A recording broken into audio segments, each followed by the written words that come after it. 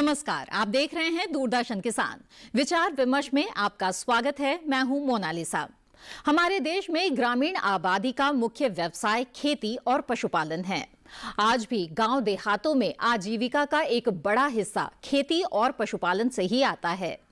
एक किसान के परिवार में पशुधन, खासकर दुधारू पशु, एक चलते फिरते बैंक की भूमिका निभाते हैं। चाहे ये गाय भैंस हो या फिर गरीबों की गाय कही जाने वाली बकरी, इनसे मिलने वाला दूध और अन्य उत्पाद न सिर्फ ग्रामीण बल्कि शहरी जरूरतों को भी पूरा करने में महत्वपूर्ण योगदान देते हैं। जब पशुधन, खासकर दुधारू पशु, हमारे इतने काम के हैं तो इनकी देखभाल भी उतनी ही जरूरी हो जाती है। खासकर बरसात के मौसम में तो इनका खास ख्याल रखना चाहिए। आज हम विचार विमर्श में बरसात में दुधारू पशुओं के प्रबंधन के साथ साथ बरसात में बकरी पालन से जुड़े तमाम पहलुओं पर चर्चा करेंगे। तो बरसात में पशु प्रबंधन और बकरी पालन पर चर्चा के लिए हमारे साथ मौजूद हैं मथुरा स्थित पंडित दीनदयाल उपाध्याय पशु चिकित्सा विज्ञान विश्वविद्यालय एवं गौ अनुसंधान संस्थान के पूर्व कुलपति डॉक्टर KML पाठक, और इसके साथ ही मथुरा स्थित केंद्रीय बकरी अनुसंधान संस्थान के प्रमुख वैज्ञानिक डॉक्टर अशोक कुमार भी हमारे साथ जल्द जुड़ेंगे। डॉक्टर पाठक, आपका बहुत बहुत स्वागत दूरदर्शन के इस खास कार्यक्रम में। बातचीत का सिलसिला हम शुरू करेंगे।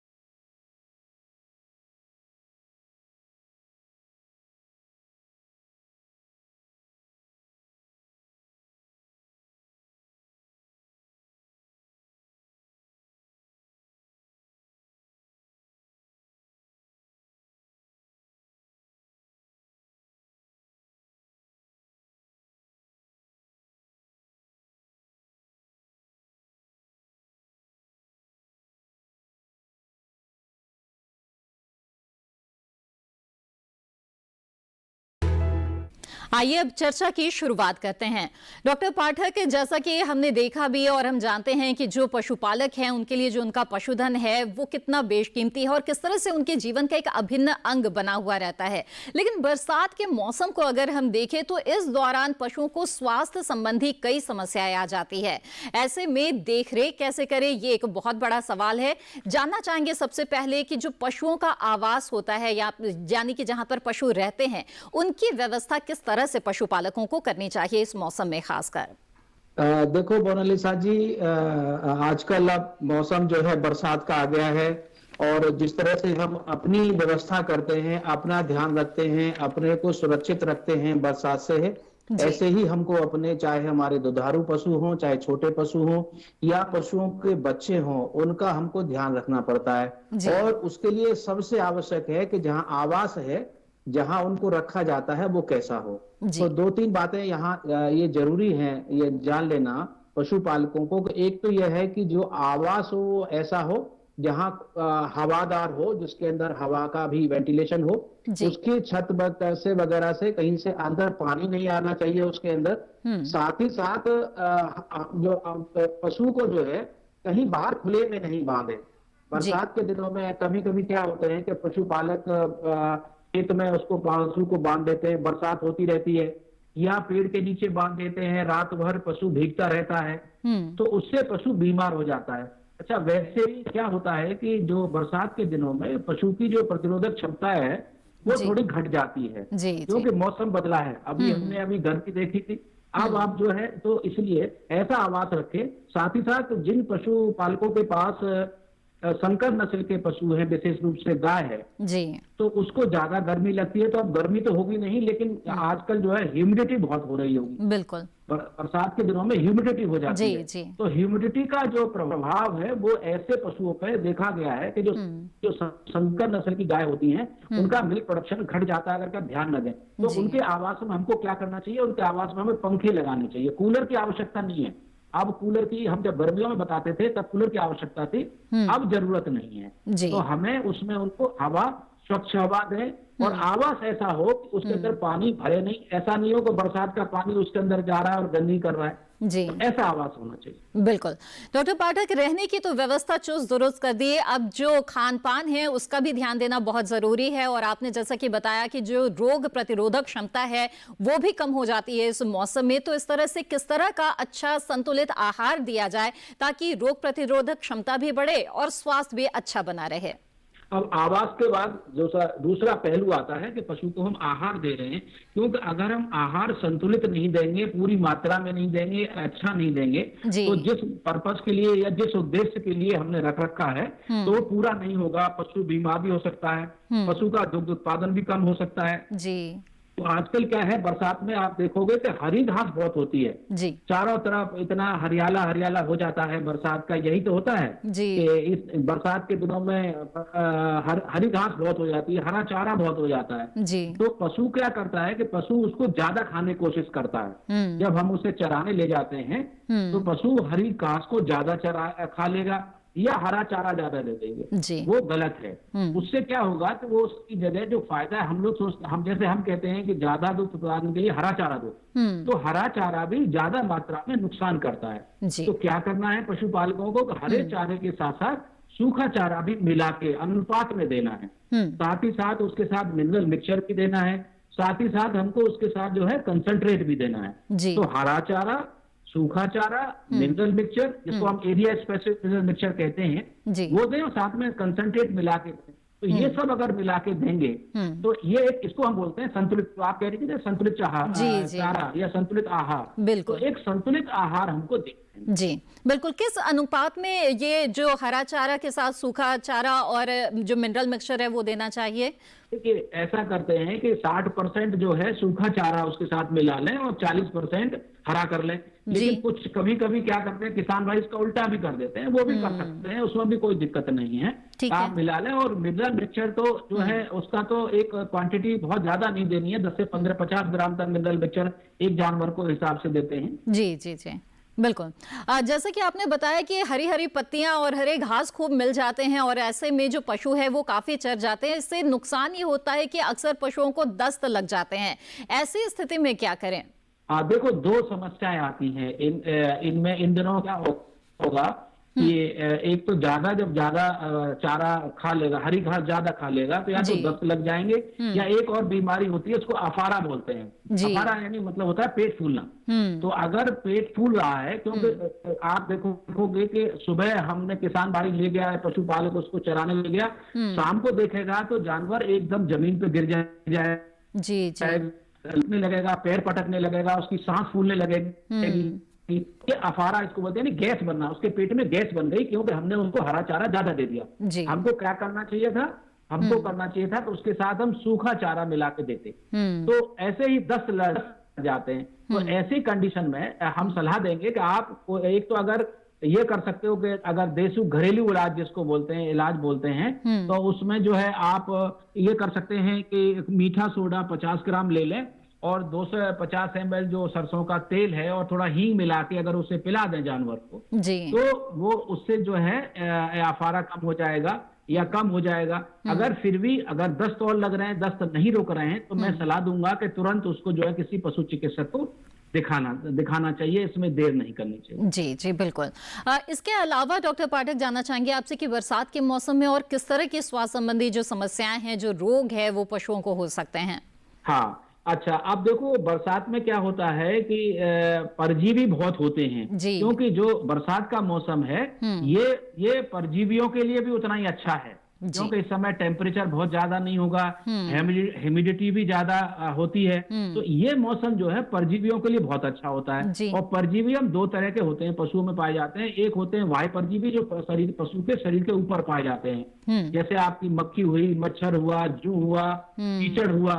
और कुछ परजीवी ऐसे होते हैं कि जो पशु के पेट के अंदर पाए जाते हैं, इनको हम आंतरिक परजीवी बोलते हैं। जी जी। तो अगर हमने पशु को, अगर जो चारा हरा चारा है, नदी के किनारे अगर हम कभी कभी पशुपालक वहीं चराते हैं जहाँ नदी का किनारा है या नहर का किनारा है, तो वहां पर इन परजीवियों के अंडे वहां पड़े रहते हैं। और बरसात के दिनों में पशु जब चारा खाता है तो उसके साथ साथ उनको इनका संक्रमण भी हो जाता है। तो एक तो परजीवियों का संक्रमण इस समय होगा, वायु परजीवियों का भी होगा और आंतरिक परजीवियों का होगा, जिनको हम पेट के कीड़े बोलते हैं। जी।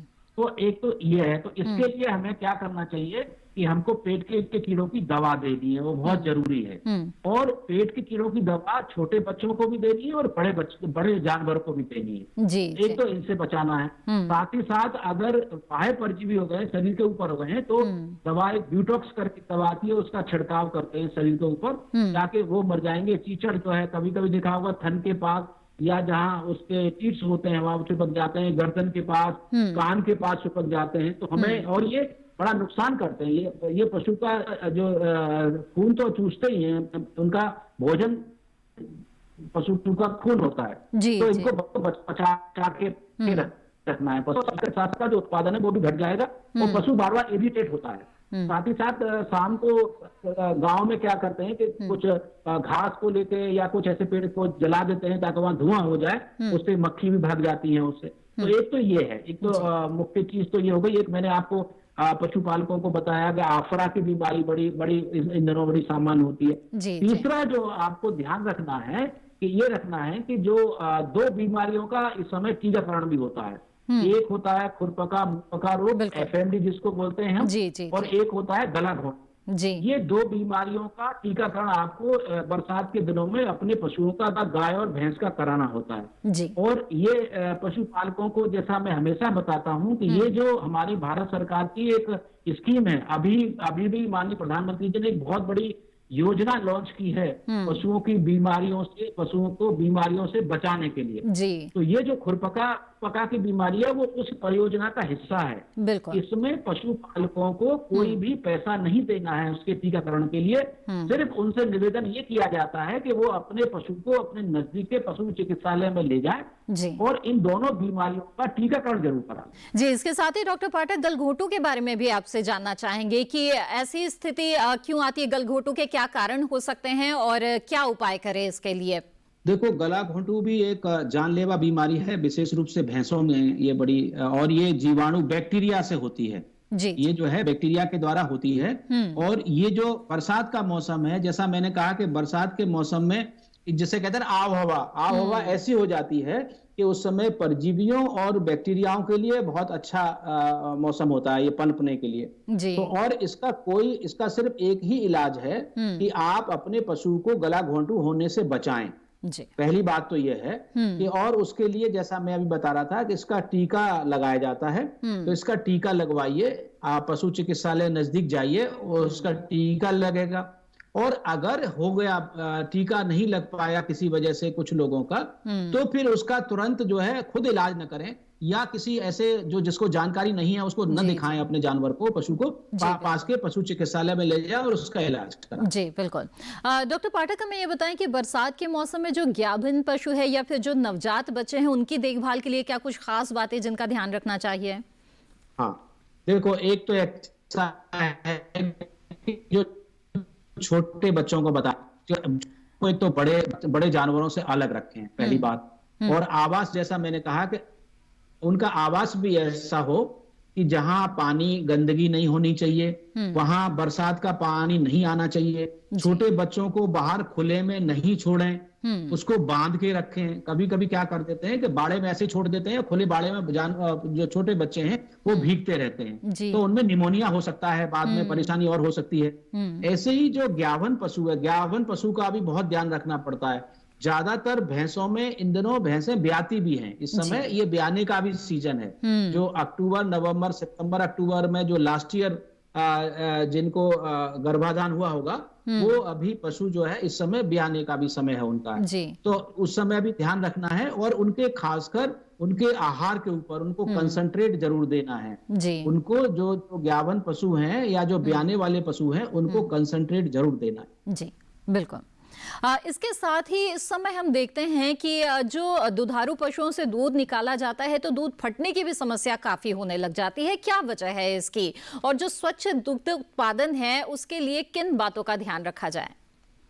देखो, बरसात के दिनों में ये भी एक बड़ी भारी समस्या है। कभी कभी हमारी माताएं बहनें जो दूध निकालने का काम करती हैं पशुओं में से, तो कभी कभी हमको उसमें बहुत सारी सावधानी रखनी पड़ती है। बरसात के दिनों में पहला ध्यान ये रखें कि जब आप जानवर का दूध निकाल ले जाएं, तो उससे पहले उस समय एक तो उसका जो थन है, उसका जो अडर है, अहन जिसको बोलते हैं, उसको गुनगुने पानी से धो लें उसको अच्छी तरह से।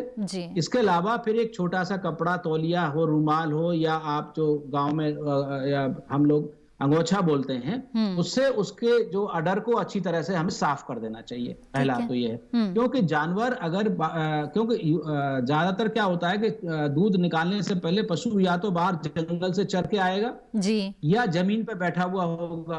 तो जमीन पे अगर बैठा है, बरसात का दिन है, उस पे गंद जाती है, जो जीवाणु वहां रहते हैं, तो उसकी सफाई बहुत जरूरी है, पहली बात। दूसरी बात यह है कि आप जो बर्तन जो प्रयोग कर रहे हो, बाल्टी ले रहे हैं, तो वो बाल्टी जो है साफ होनी चाहिए। बाल्टी में कभी कभी क्या करती हैं कुछ महिलाओं में होता है कि मैंने तो शाम को अगले एक दिन पहले बाल्टी धो के रख दी थी, अब उन्होंने उसको उठाया, उन्होंने दूध निकालना शुरू कर दिया। ऐसा नहीं करना चाहिए। उसको दूध निकालने से पहले उसको आप साफ करिए, गर्म पानी से हमेशा साफ करना चाहिए उसको। और अगर बर्तन साफ है, जो दूध फटने की समस्या एक ही वजह से आती है कि अगर बर्तन जिसमें वो दूध निकाल रहे हैं उसकी सफाई नहीं हुई, उसमें गंदगी रह गई है, क्योंकि दूध की एक अपने आप में एक उसकी स्मेल होती है, उसके अंदर रह जाती है, और वहां पर जो बैक्टीरिया है वो अट्रैक्ट होते हैं। तो बर्तन को साफ रखें। साथ ही साथ जो आपके जो दूध निकालने वाली महिला है या हमारे जो किसान भाई है, उनके हाथ भी साफ होने चाहिए। वो उनको कोई इस तरह का कोई जैसे खांस रहे होते हैं कभी कभी, या कुछ और तरह से उनको कोई बीमारी है, तो दूध निकालने वाला भी आदमी स्वच्छ होना चाहिए, साफ होना चाहिए। तो अगर हम बोलते हैं कि क्लीन मिल्क प्रोडक्शन, यानी साफ दूध निकालना, स्वच्छ दूध निकालना। तो अगर आप स्वच्छ दूध निकालोगे तो दूध को जो है वो फटेगा नहीं, वो खराब भी नहीं होगा, और उसकी कीमत आपको अच्छी मिलेगी। बिल्कुल। और स्वच्छता की ही हम बात कर रहे हैं, तो इस वक्त हमें खुद भी कई तरह की सावधानियां बरतनी पड़ रही है। जिस तरह से कोरोना का जो संक्रमण है वो फैल रहा है, ऐसे में जो दुग्ध उत्पादक हैं उन्हें आप क्या सलाह देना चाहेंगे? क्योंकि ये बात तो अब स्पष्ट हो चुकी है कि जो पशु हैं उनसे कोरोना नहीं फैलता है, लेकिन इसके बावजूद जो पशुओं की देखरेख कर रहे हैं या फिर जो दुग्ध बेचते हैं, उन्हें इस दौरान किन बातों का ध्यान रखना चाहिए? ये देखो, ये बात बिल्कुल तय है, ये वैज्ञानिक तरीके से सिद्ध हो गया है कि कोरोना बीमारी के फैलने में पशुओं का या पक्षियों का, मुर्गियों का, किसी का भी कोई योगदान नहीं है। जी बिल्कुल। तो एक तो ये दिमाग से निकाल दें। बहुत सारे सोशल मीडिया में इस तरह की खबरें अब तो नहीं चल रही है, बहुत पहले चली थी। जी। तो वो सब चीजें निराधार है। पशुओं का कोई न दूध का न मांस का किसी भी तरह का कोई इन्वॉल्वमेंट जो है इसके ट्रांसमिशन में नहीं है। जी।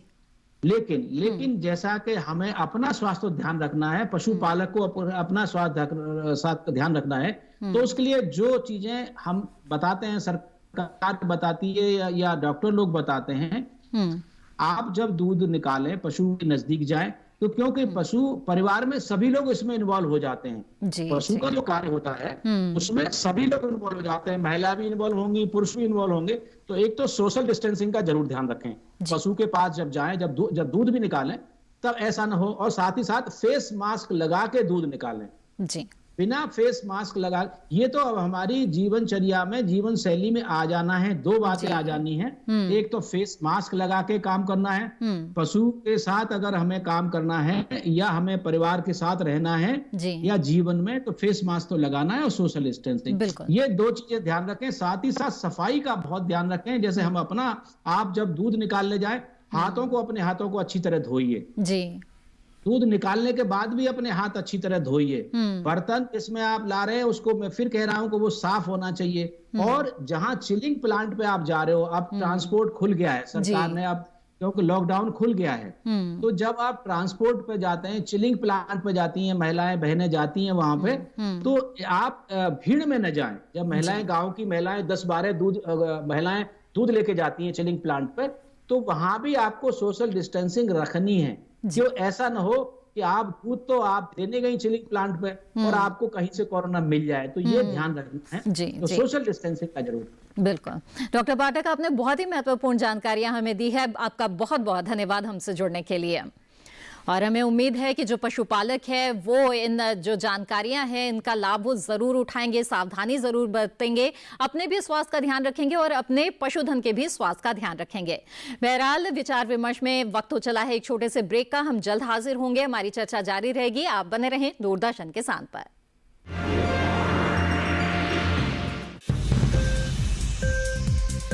उपज के भाव ताव,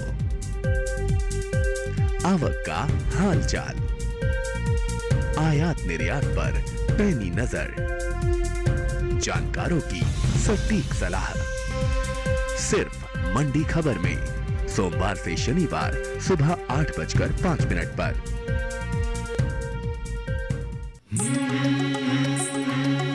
विविधताओं का देश भारत,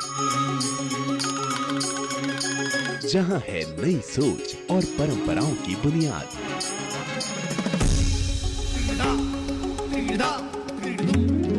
इनसे बन रही है नई पहचान।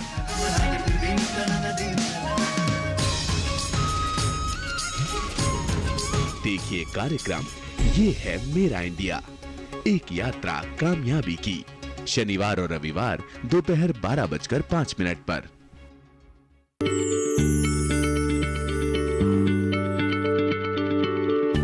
क्या आप किसी बीमारी से परेशान हैं?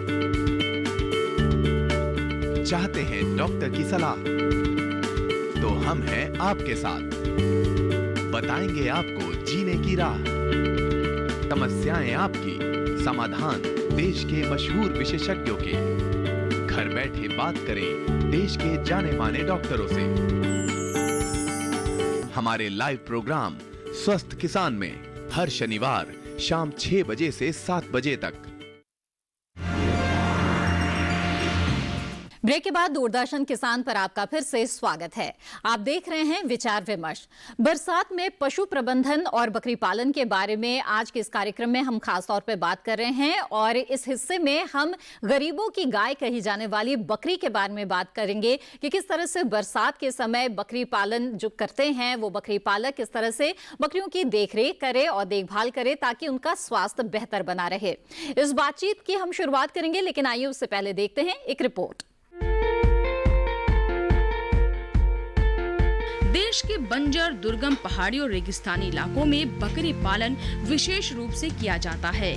बकरी पालन कम लागत लगाकर छोटी जगह में भी शुरू किया जा सकता है। मुख्य रूप से दूध और मांस के लिए बकरी पालन किया जाता है।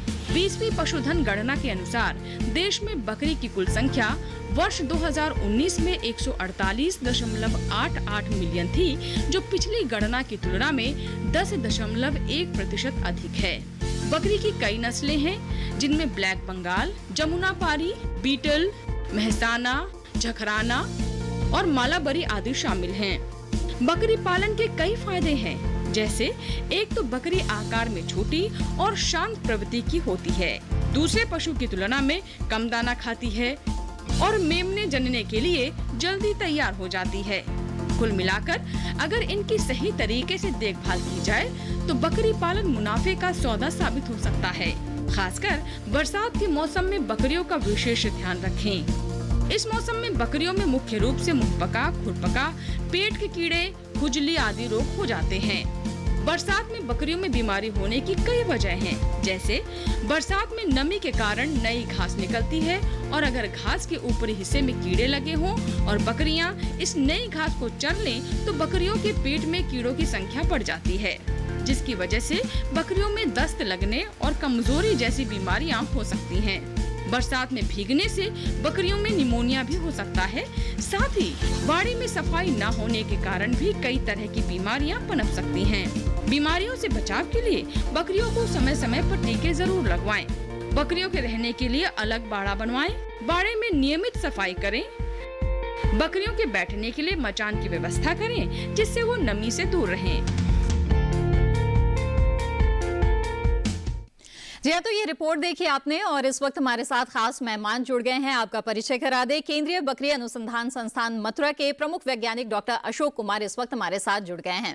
डॉक्टर अशोक, बहुत बहुत स्वागत है आपका हमारे इस कार्यक्रम में। जानना चाहेंगे आपसे कि बरसात के इस मौसम को ध्यान में रखते हुए जो बकरी पालक है उन्हें किस तरह से बकरियों की देखरेख करनी चाहिए, क्योंकि किस तरह के जो रोग है उनकी संभावना अक्सर इस जो बरसात का मौसम है उसमें देखा जाता है। देखिए, बकरियों के लिए सबसे ज्यादा जो स्वास्थ्य के लिए हानिकारक मौसम होता है वो बरसात का ही होता है। जी जी। गर्मी के मौसम में तो बकरी बहुत अच्छी तरीके से स्वस्थ रहती है और उसका उत्पादन भी अच्छा रहता है। जी। बरसात के मौसम में क्या होता है कि तापक्रम बढ़ता रहता है, उसके साथ में नमी भी बढ़ जाती है जी। और ये बढ़ता हुआ तापक्रम और बढ़ती हुई नमी, इसकी वजह से जो परजीवी हैं और जो बैक्टीरिया है, जो वायरस है, जीवाणु हैं, उनके बढ़ने की संभावना भी बढ़ जाती है। जब ये वातावरण में ज्यादा हो जाते हैं तो उनकी वजह से रोग होने की संभावना बढ़ जाती है। दूसरा क्या होता है कि इस तरह का मौसम जब टेम्परेचर ज्यादा है, आर्द्रता ज्यादा है, तो बकरियों की या किसी भी जानवर की जो आंतरिक प्रतिरोधक क्षमता होती है वो कम होती है। तो ऐसे मौसम में किसी भी जानवर को या बकरी है उसमें बकरी के और बीमार होने की संभावना हमेशा ज्यादा रहती है। जी। दूसरा एक और कारण है, जब बहुत लंबे समय तक बरसात होती रहती है जिन एरियाओं में, तो बकरी जब बहुत लंबे समय तक गीले मौसम में रहती है तो उसके जो पैर होते हैं, खुर होते हैं, वो इतने सेंसिटिव होते हैं कि उनमें गलना शुरू हो जाता है और संक्रमण आ जाता है। तो बकरियों में ये बड़ी समस्या आ जाती है। दूसरा कारण ये भी है कि जब चारा होता है, हरा चारा ज्यादा होता है और हरे चारे में पानी की मात्रा ज्यादा होती है। इसकी वजह से क्या होती है कि जो एक्चुअल चारे की मात्रा है वो उसको कम मिल पाती है, उसकी वजह से उसका थोड़ा वजन भी कम हो जाता है। चारे में परिवर्तन होने की वजह से दर्द की संभावना भी ज्यादा बढ़ जाती है। तो कुल मिला के बरसात के मौसम में बकरियों के लिए कई तरह के रोग होते हैं, इसकी संभावना ज्यादा बढ़ जाती है। बिल्कुल। तो जैसे कि आप बता रहे हैं कि कई प्रकार के रोग हो सकते हैं बरसात के इस मौसम में, तो ऐसे में किस प्रकार के लक्षण नजर आ सकते हैं जिससे जो बकरी पालक है वो पहचान कर सके कि जो बकरियां हैं उन्हें किसी प्रकार का संक्रमण हो गया या किसी प्रकार के रोग से वो ग्रसित हो गई हैं? देखिए, जैसा मैं आपको बता रहा था, बरसात का मौसम आने लग जाता है तो तापक्रम और आर्द्रता दोनों, जो परजीवियों के अंडे बाहर रहते हैं या चारा गांव जहाँ बकरी रहती है, तो उनमें से अंडों में से बच्चे निकलते हैं, जिनको हम लार्वी कहते हैं जी। उनकी वजह से परजीवी का संक्रमण उसके पेट में बढ़ने लग जाता है। एक परजीवी होता है जो पेट में पाया जाता है, जिसको हेमोंकस कहते हैं। ये हेमोंकस पेट में खून चूसता रहता है और बकरियों में एनीमिया हो जाता है। और ये समस्या इतनी विकराल हो जाती है कभी कभी कि एनीमिया की वजह से बरसात के मौसम में बकरियों की मृत्यु हो जाती है जी। अब सवाल ये आता है कि इसको किसान कैसे पहचानेंगे। जैसा मैं बता रहा था कि जो अंतर परजीवी है जिसको हेमोंकस कहते हैं, उसके संक्रमण की वजह से खून की कमी होती है तो एनीमिया हो जाता है। एनीमिया को बड़ी अच्छी तरीके से हमारे किसान अगर आंखों को, बकरियों की आंखों को देखेंगे तो उनका रंग सफेद हो जाता है। अच्छा, ये मान के चलिए कि अगर सफेद रंग है तो उसके पेट में कीड़े होंगे और ये बड़ा दुष्परिणाम सकते हैं, बीमार भी हो सकती है और मर भी सकती है जी। तो ऐसे में क्या करते हैं, जो परजीवी का संक्रमण जब हो जाता है तो तुरंत हम ये सलाह देते हैं किसानों को तो उसका इलाज करना चाहिए। लेकिन सबसे महत्वपूर्ण ये है कि इनका संक्रमण बढ़े तो हम ये सलाह देते हैं किसानों को कि बरसात से पहले पेट के कीड़े की एक दवा, जैसे जून के महीने में, जुलाई के महीने में, ये जरूर एक दवा दीजिए जिससे कि संक्रमण कम हो जाए और जब जैसी वातावरण आए बरसात का तो संक्रमण होने की संभावना कम है। अगर हो जाता है तो एक और पड़ेगी। जैसा कि मैं आपको बता रहा था कि बाहर जीवाणु का संक्रमण बढ़ जाता है। जी जी, तो ऐसे बिल्कुल। में क्या होता है कि बकरियों में 2 रोग सबसे प्रमुख हैं। एक तो दस्त का रोग, एक निमोनिया का रोग। जी। तो दस्त के रोग में आप देखेंगे कि कई ऐसी बीमारियां हैं जिनका ये लक्षण होता है।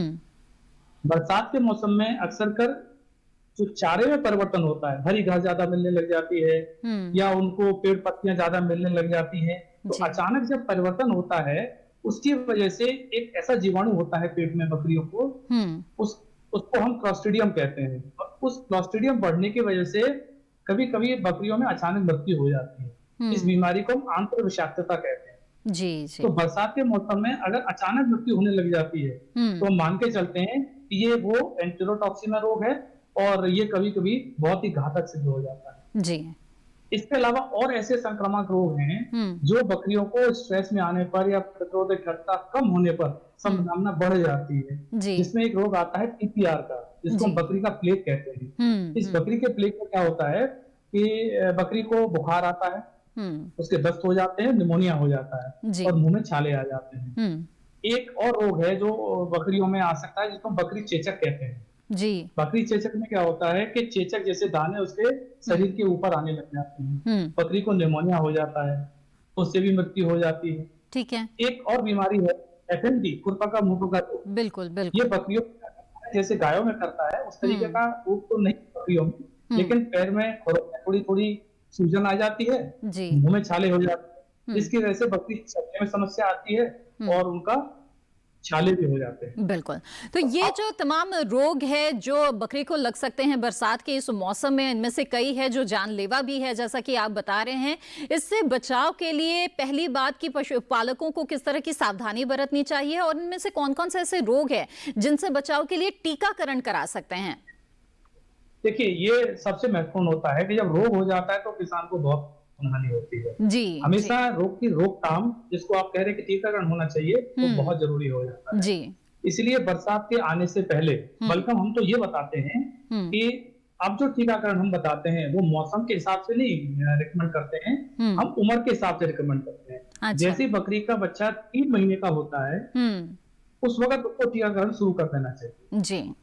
ठीक है, अगर नहीं कराते तो जितनी देर हो जाती है वो भी अभी भी करा सकते हैं आप। जी। तो बकरियों में 4 ऐसे संक्रामक रोग हैं जिनकी वजह से किसानों को बहुत परेशानी होती है। जी।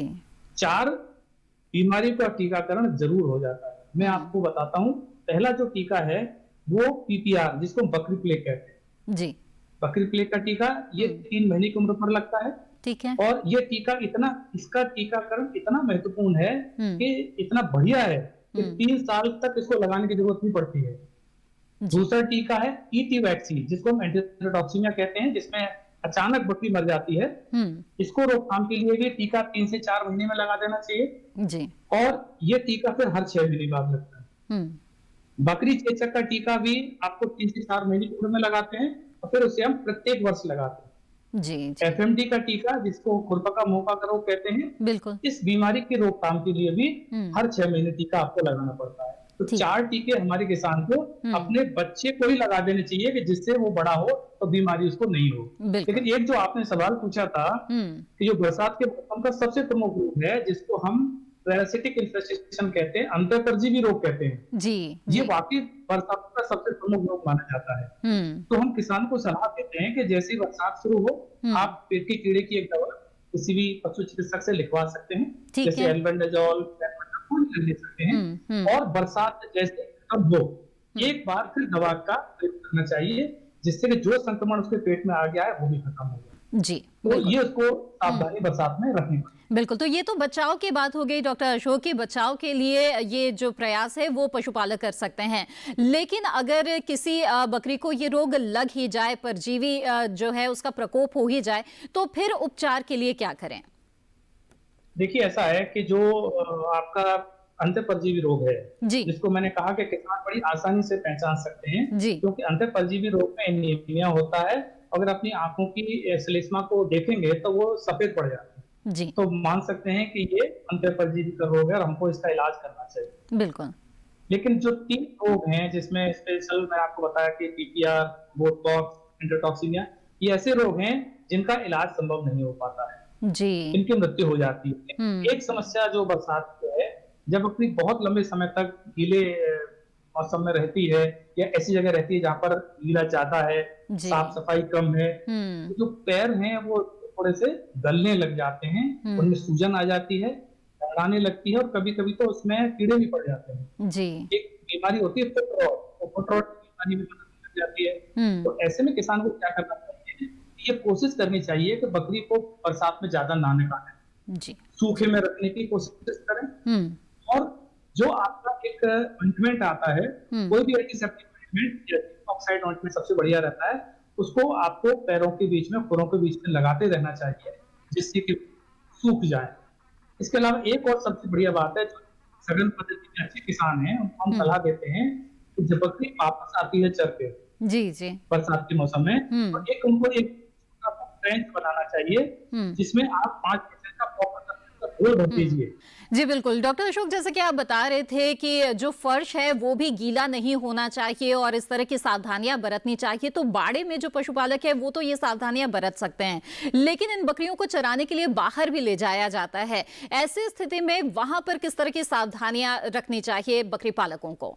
देखिए, जैसा मैं आपको बता रहा था कि बकरी का स्वभाव है कि वो सूखे में रहना ज्यादा पसंद करती है। जी बिल्कुल। जितना आप उसे गीले में या बरसात में रखेंगे, उसके लिए स्वास्थ्य के लिए हानिकारक होता है। जी।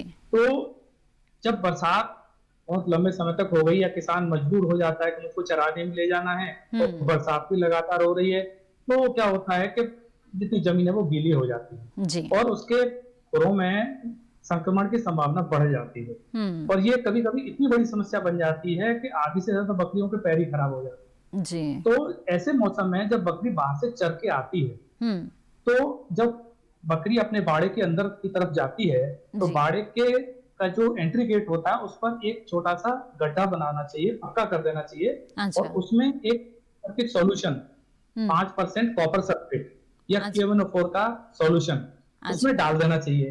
तो बकरी उसके अंदर से होकर के गुजरेगी। तो क्या होगा कि बकरी जब बाहर से थोड़ा सेप्टिक भी हो जाएगा, इन्फेक्शन भी होगा, तो उससे वो फुटबाथ का काम करता है, तो बकरियों के पैरों की एंटीसेप्टिक वॉशिंग हो जाती है। जी जी जी। डॉक्टर अशोक, आपसे पूछना चाहूंगी कि जो आहार प्रबंधन है, चारा प्रबंधन है, वो किस तरह से करना चाहिए ताकि जो रोग प्रतिरोधक क्षमता है बकरियों की वो बढ़ जाए और किसी प्रकार के जो संक्रमण है उसकी आशंका कम हो जाए? बिल्कुल, आपने बिल्कुल सही सवाल पूछा है कि जब दो तरह के किसान होते हैं। एक तो किसान ऐसे होते हैं जो बकरी को सुबह चराने ले जाते हैं, शाम को चरा के लेके आते हैं। जी जी। एक ऐसे किसान होते हैं जो थोड़े ऑर्गेनाइज्ड गोट फार्मिंग करते हैं, वो अपने घर पर रह के खाते हैं। जी। और हमारे यहाँ ऐसे किसान ज्यादा हैं जो बकरी को बाहर चरा के और तब शाम को वापस लाते हैं। तो बरसात के मौसम में ज्यादा हरी घास हो जाती है, ज्यादा पत्तियां मिल जाती हैं। तो जब बकरी जब चरती है तो उसको जो चारे में पानी की मात्रा ज्यादा होती है। जी। तो पानी की मात्रा ज्यादा होने की वजह से उसको जो एक्चुअल चारे की मात्रा है वो कम मिल पाती है, जिसकी वजह से क्या होता है तो उसको कभी दस्त भी हो जाते हैं। कम चारा मिला है तो अगर बकरी दूध देने वाली होती है तो कम दूध देती है और उसकी वजह से उसकी प्रतिरोधक क्षमता भी कम हो जाती है। जी। तो हम ये किसानों को बताते हैं जब बकरी घर पर आ जाए तो उसको सूखा चारा देना जरूरी होता है। जी। सूखा चारा कई तरीके का होता है, गेहूं का भूसा है, कुछ ऐसे दलहनी भूसा होते हैं जैसे चना का भूसा, अरहर का भूसा। इनमें क्या है, प्रोटीन ज्यादा होता है। जी। तो इन प्रोटीन वाले भूसा को ज्यादा खिलाने से आपको प्रोटीन की मात्रा भी पूरी हो जाती है। और प्रोटीन एक ऐसी चीज होती है कि अगर वो सही मात्रा में है जानवर के, तो उसकी रोग प्रतिरोधक क्षमता अपने आप बढ़ जाती है और विशेष रूप से परजीवी रोगों को का तो और संक्रमण कम हो जाता है। मेरा ये मानना है कि जब बकरी चर के आती है तो उसमें एनर्जी की कमी होती है। तो घर आकर के भी अगर आप 100 ग्राम दाना, या तो वो गेहूं है, जौ है, उसको थोड़ा सा मोटा सा उसको पीस लीजिए और वो 100 ग्राम दाना अगर रोजाना देंगे तो क्या होगा कि उसको एनर्जी की पूर्ति हो जाएगी और उसका जो स्वास्थ्य है वो अच्छा रहेगा। जी जी। एक और किसान है, मैं उनके लिए बता दूं, जो अच्छे किसान हैं जो बकरियां पालते हैं, सघन पद्धति जिसे हम कहते हैं, वो थोड़ी देर के लिए चराते हैं लेकिन वो बाद में फिर अपने घर पर ही आकर के उनको सारा चारा देते हैं। तो उनको भी हरा चारा, दाना सब देना चाहिए।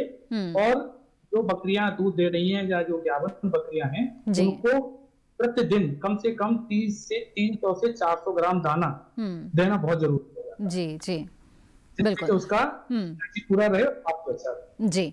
डॉक्टर अशोक, आपने जिक्र किया जो सघन पद्धति से बकरी पालन कर रहे हैं उन बकरी पालकों के लिए, जानना चाहूंगी खासतौर पे गाभिन बकरियों के लिए कि किस तरह से उनकी देखभाल ऐसी स्थिति में करें। बिल्कुल, ये बरसात के मौसम में कुछ बकरियां गाभिन होती हैं क्योंकि उसमें क्या होता है, उसकी जो एनर्जी रिक्वायरमेंट है, उसकी जो उसकी मात्रा है, एनर्जी की ज्यादा आवश्यकता होती है। तो ऐसे में क्या करते हैं कि हम उसको प्रतिदिन हरे चारे और सूखा चारा के अतिरिक्त 300 से 400 ग्राम दाना प्रतिदिन उसको देना चाहिए। दाने के बारे में मैं आपको बता दूं कि ये दाना आप घर पर भी आसानी से बना सकते हैं, क्योंकि जो बाहर दाना मिलता है, जो भैंसों के लिए दाना मिलता है, बकरियों के लिए उतना उपयुक्त नहीं होता है।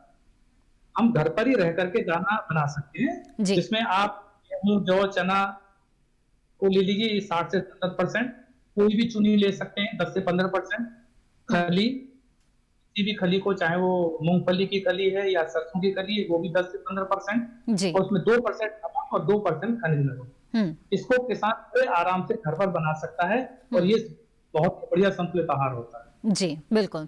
और चलते चलते डॉक्टर अशोक, आपसे जानना चाहेंगे कि कोरोना काल ये चल रहा है जिसमें कई तरह की सावधानियां हमें खुद भी बरतनी पड़ रही है।